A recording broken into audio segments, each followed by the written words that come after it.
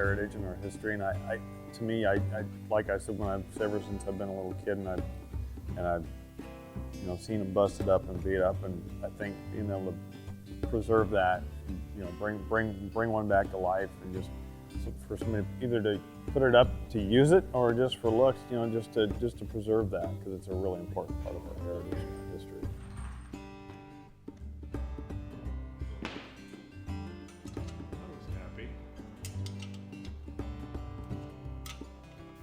One thing I think about is, I try to keep them. It depends on what kind of windmill it is, but I try to make sure I keep it as looking as original as possible. So saying that, like if I get one with a tail vane that's got the logo on it, but it's kind of.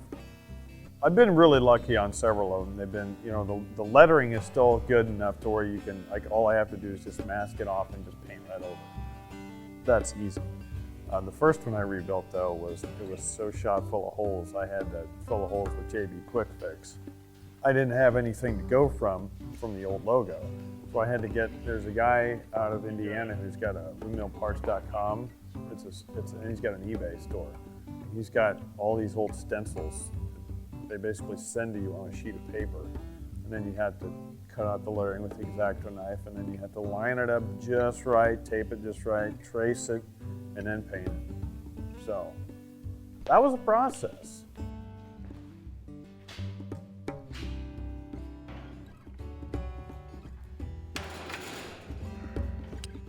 The windmill you see the most still standing today is the Air Motor Model 702, and the Model 702 came out in 1933, and a lot of people before those had probably a Model 602 or whatever, but the 702s are the most common windmill you see, and they're relatively simple to work on. But there's ones around, like if you find one, say like a Fairbury, those were made in Fairbury, Nebraska, or a Woodmansey, or several other brands that are not very common.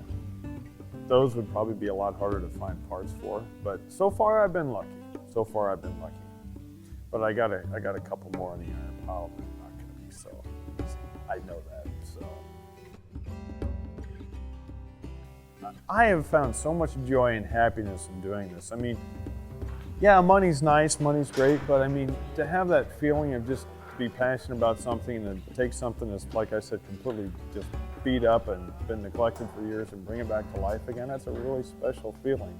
And so I think having something like that on the side of, your normal day job or something like that, I think that's really important to kind of break it up and have several different things on the horizon versus, just one thing that you focus on all the time, because that can drive you crazy.